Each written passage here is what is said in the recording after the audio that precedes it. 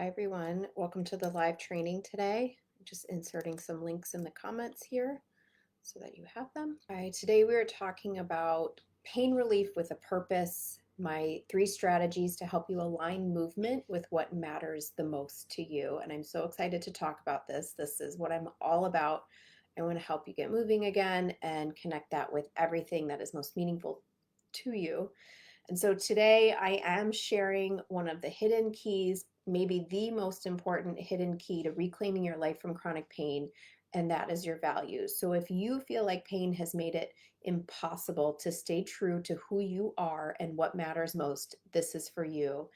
That's whether you've been feeling disconnected from yourself, struggling to keep up with everyone's expectations, or even wondering if you'll ever get back to doing what you love. We're going to explore how rediscovering your core values, we're going to just talk about what they are and how they can help you regain control, restore balance, and reduce pain. For those of you that don't know me, I'm Dr. Anna Redmond. I'm a chronic pain strategist, a 15-year clinical pain psychologist, and I help high-achieving women just like you reconnect with what's most important in their lives so that they can reduce their pain, move with confidence, and reclaim their energy and purpose.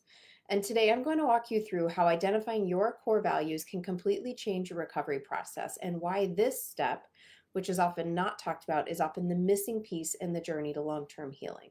So before we get started, I do want to let you know that if today's topic resonates with you and you already know that you need to take the next step in your recovery journey, I invite you to book a free pain recovery diagnostic call with me. In this call, we'll talk about how to align your recovery with what truly matters to you uniquely in a way that doesn't cause flare-ups so that you can stop letting pain control your life. The link to book that call is in the comments, and I can't wait to talk with you. But let's get into the training for the day. After months, years, and even decades, pain can become so all-consuming that it leaves women feeling like it defines what they can and cannot do. And I've seen this over and over again over the 15 years of that I've been listening to women with chronic pain. And they tell me that they believe that either there's no way they can pursue what they love because of their pain, or that they have to push through the pain to get back to who they were. Feeling like pain has taken away things that make life worth living or that make you who you are, authentically you, can be so disheartening. And so while it's reasonable after all of these years to move in this direction, this happens so reasonably. These beliefs can keep you stuck in either a cycle of avoidance and fear, or even a cycle of perfectionism, self-criticism, pushing harder, and sticking to rigid routines, both robbing you of the chance to engage fully in your life. And the truth is, when pain becomes all-consuming, we lose sight of the activities, the people, and the values that once defined us and once defined who we are, and we can find ourselves lost. And so I want to tell you the truth, and I know this seems really hard to believe, too good to be true, but I know that pain does not have to define your life. And I want you to know this too. And the way that this can happen is when we realign our actions with our values. And our values are what's important to us, what brings us meaning in our life, what lights us up. For example, if being present with your family is important to you, finding ways to move that are in harmony with this value can become a form of healing rather than something to fear. Healing comes from aligning movement with your values and approaching it in a way that feels safe and meaningful to you. And this can actually create a calming effect on your nervous system. It can reduce pain sensitivity, and it can make recovery sustainable. When you align movement and daily activities with what matters most to you, whether it's playing with your children, returning to work, or engaging in the hobbies you love, you can not only regain functionality, but also reduce the mental and emotional burden of chronic pain. So it's about finding ways to connect with your identity and purpose rather than allowing pain to take over. And it's all about the power of values when it comes to movement. Now, I'm not telling you to just decide what's important to you and do it. There's a very specific way that we would approach it, but we want to make sure we're not just moving to move. That cookie cutter set of exercises that you got from your PT, maybe that helps you gain some range of motion or whatever, but we need to connect some of the movement that you're doing with your identity, your purpose, the things that light you up. So let me tell you a little bit more about this. When we link movement to what's important, it becomes not just meaningful, but it becomes empowering. This connection helps reduce fear and boost your confidence right off the bat. I know that many of you have been conditioned to see movement as something to avoid or fear. It can feel like you're stuck in a cycle of pain, convinced that pushing through discomfort is the only way to kind of regain that functionality. But here is the shift that I want you to consider. Movement can actually be um, a way to honor what matters the most to you. And that could be spending quality time with your loved ones, enjoying the hobbies that you've missed, or simply being active in life. Movement can transform something from a chore into an opportunity for empowerment. So, when your movement practices align with what truly matters to you, I've seen clients become more motivated and willing to engage. And again, I'm not talking about just jumping right into everything, overdoing it, and finding yourself in a flare up. There's a specific way to do this, and I talk about this in my program. But the alignment here is what our focus is today, because our alignment helps ease the anxiety about potential flare ups. It allows you to focus on the joy of moving rather than the fear of pain. As you start to embrace this mindset, you can gain confidence in your body's capabilities over time, creating a positive cycle where movement fosters more movement. Finding and anchoring your movement practices in your personal values is essential for staying motivated over the long haul. So, again, if we have that cookie cutter exercise from the physical therapist, and you don't really like it. I mean, I've been given so many exercise routines from a physical therapist and I don't really like them. So guess what? I don't do them. But the research really shows us that if we can connect our movement with something that's important to us, we're more likely to continue doing it. And the research says that there isn't one smoking gun exercise that cures chronic pain. The thing that helps chronic pain when we're talking about exercise is consistency, doing it consistently. And we can only do it consistently if you like it and it's meaningful for you. And I know as women who are high achievers, many of you tie your identities to your roles as caregivers, professionals, or active community members. And when you connect your movement to these core values, like being present for your family, returning to work, you can discover a deeper reason to stay engaged in your recovery. So we're shifting here, right? So instead of seeing movement as just a means to reduce pain, you can begin to view it as a vital part of living a fulfilling life. So this intrinsic motivation can fuel your commitment to a long-term recovery strategy, and that makes it easier to weave movement into your daily routine. When the why behind your actions resonates with what's important to you, you're much more likely to stick with your plans, even when challenges pop up. Now, I know many people that are following me here would describe themselves as perfectionists. And so I want you to know that this values-based approach to movement can also help you break free from that pressure of perfectionism. For many, there is this need to do it right or hit specific milestones in your recovery, and that pressure can create stress and increase sensitivity to pain, and that can block meaningful engagement. But when we shift our focus from perfection to meaning, you can redefine your relationship with movement. You can start to celebrate small victories and appreciate the process rather than staying fixated on the outcomes. This change can foster a more balanced and joyful approach to your recovery, allowing you to enjoy movement in ways that resonate with who you are. When you embrace this new perspective, you can notice a reduction in pain sensitivity and stress levels, and this makes it easier to approach your recovery with ease and enjoyment. And so we're just trying to cultivate, we're trying to prep our nervous system for safety. We're trying to cultivate resilience. We're trying to pave a sustainable path, something that you can continue doing consistently, because that is what will allow you to heal over time and reclaim your life. So, how do we identify our values? Like what is that? How do we do it? Because if we're going to connect our movement to it, like I need to know what to do. So the values identification process, that's why I call it. It's a powerful tool. I talk about it in my program and I help people do this, and it's designed to help you uncover what truly matters in your life. It involves reflecting on your experiences, your beliefs, your aspirations. We're identifying your core values. These are the guiding principles that shape your decisions and your actions. To start this process, I would encourage you to ask yourself some questions, such as what brings me joy and fulfillment? What do I want to prioritize in my life right now? How do I want to be remembered by my loved ones? If my pain were gone tomorrow, what would I be doing? Where would I be going? Who would I be doing it with? And how would I feel? This reflection can help you articulate values like connection, health, creativity, service. And once you have clarity on your values, you can use them as a foundation for making choices that support your overall well being, including your movement practices. And now let's talk about why connecting with your values is actually the key to pain relief. So again, we're not talking about like the quick fix that takes pain away. This is the first step on a recovery path, on your path toward pain relief. This is so important. And if this piece isn't there, your recovery could take much longer. Connecting with your values is crucial for pain relief because it shifts your mindset from a focus on avoidance to one of engagement and purpose. So when you understand and you've identified what matters the most to you, movement transforms from a source of anxiety, or movement or activities, right? It transforms from a source of anxiety to an opportunity for joy and fulfillment.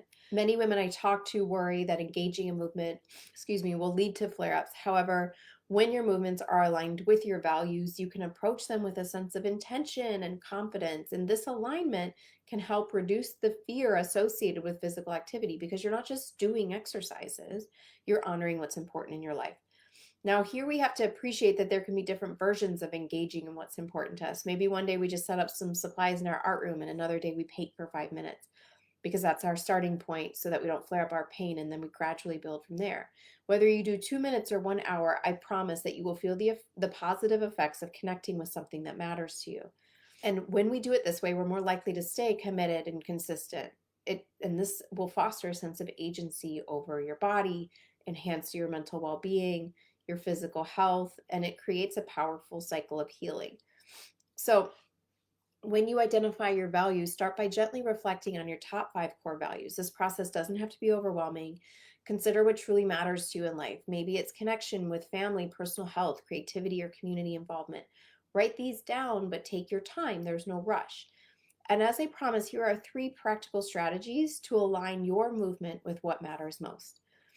And this involves connecting your values to movement, creating meaningful goals, and reflecting and adjusting. So let's talk about connecting our values to movement. So we can do this without pushing our limits. So for family connection, think about low impact activities like sitting on the floor to play games with our kids, or taking short, easy walks with our loved ones. Small interactions can bring joy without the risk of flare-ups, and they can be a great starting point. If health is important to you, focus on gentle, restorative exercises that feel good to your body. Seated yoga, tai chi, stretching. This can honor our value of health without causing stress or discomfort. Prioritizing joyful movement. Choose movement activities that spark joy and feel good. And this could be tending to a small garden, playing a musical instrument, enjoying a slow, leisurely walk. Again, the key is to make movement something you look forward to rather than something to dread. The second of the 3 strategies is to create meaningful goals. So we're setting small, realistic movement goals that resonate with what's important to you. For example, if creativity is important to you, consider low pressure activities like crafts or expressive art that you can do at your own pace. The goals should feel manageable and enjoyable, not overwhelming, because when they are enjoyable, they send safety messages. When they're overwhelming, they send threat messages to our brain, and it becomes more overprotective, creating more pain. For any activity, we want to consider the number of minutes we can start doing that activity without triggering a flare-up, rather than stopping because of pain or not stopping until we complete the task. Finally, the third strategy is to reflect and adjust. Always, regularly, take a moment to check in with yourself. Trust your gut, trust your intuition. Ask yourself, how is movement feeling today? If an activity doesn't feel right or leads to too much discomfort, or you know it's going to lead to a flare-up, that's okay. Adjust your approach. Maybe try a different activity or reduce the intensity or the time. Your comfort and well-being is a huge part of this. I want you to experiment and realize that you can connect with something that's important to you, but you can also do it at a number of minutes that feels good for your body to start with, or at an intensity that feels good for your body to start with. And again, if you enjoy painting, maybe you're connecting with painting that day just by setting up your paints and getting it ready for the next day, right? It could be any level of connecting with what's important to you. And reflecting afterward is a huge part of reteaching your brain to respond differently and protect you less with pain. And no matter how small, take the time to acknowledge your achievements. Did you manage to walk for 10 minutes without flaring up your pain? Did you try a new gentle yoga pose? Each step you take, no matter how minor, is worth celebrating, and recognizing your progress can boost your confidence and motivate you to continue moving forward. Now, I want to tell you a story of a client that I worked with because I think it's such a perfect example of this. Her name was Lisa. She, at one point in her life, was a very talented musician. She'd been playing guitar since she was a teenager. And she would tell you music was not just a hobby for her, it was a vital part of her identity. But fast forward, she developed chronic pain. She found herself putting her guitar aside. And part of the reason she set it aside is that she believed she could only play if she committed to hours of good practicing. And this belief actually led her to stop playing altogether. She felt disconnected from a significant aspect of herself and blamed pain for that. So she was stuck in the cycle of perfectionism, believing that anything less than a lengthy practice session wasn't worth her time.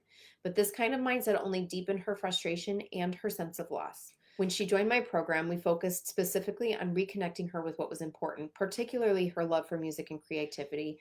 And we gently guided her to shift her perspective on movement and practice, emphasizing that every small step mattered. We began with a simple goal: play guitar for just 3 minutes, 3 times a week.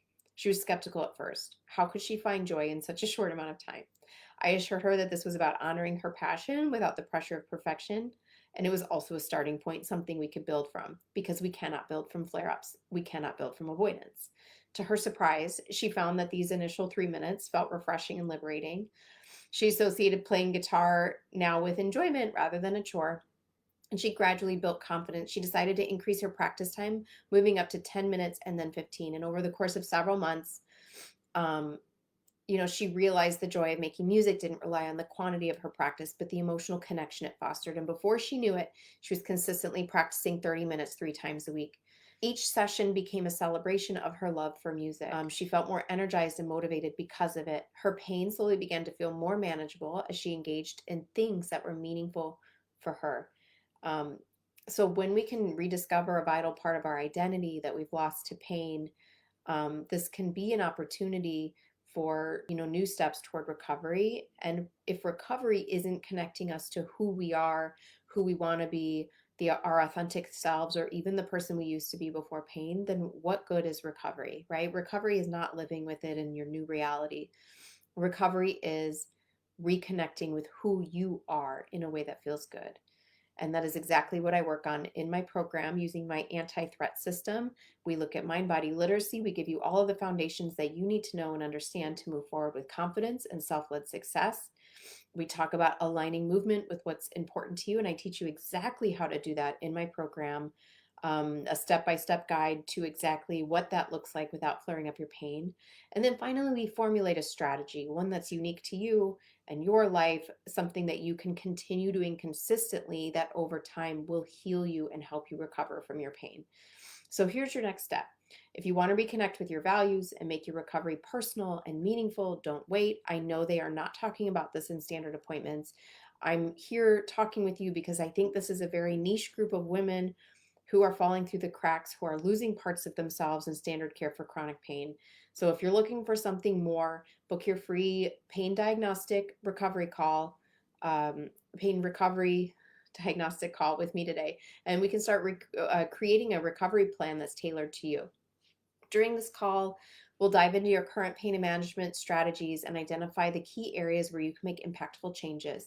We can talk about how my program and approaches like this can leverage your strengths and skills so you can break free from that cycle of temporary fixes and actually empower you to move forward with self-led success. So drop me a message, comment book below, or click my calendar link in the comments. Alternatively, if you'd like to discuss further before booking, please feel free to send me a DM. Let me know why you're DMing me. I'll ask you some questions. We can sort through what's going on. I'm genuinely here to help. So the link is in the comments. If you feel ready to book a call, let's get you moving in a way that feels right, actually fuels your recovery, and calms your nervous system. And if you're joining me here live today or watching the replay, I'm so happy that you joined me. I'll be gone next week for Thanksgiving, but I'll be back the following week with the next event. And you can find all of my events in the events section of my free Facebook group. All right, everyone, I don't see any questions, so I'm going to let you go for now, and I will talk to you soon.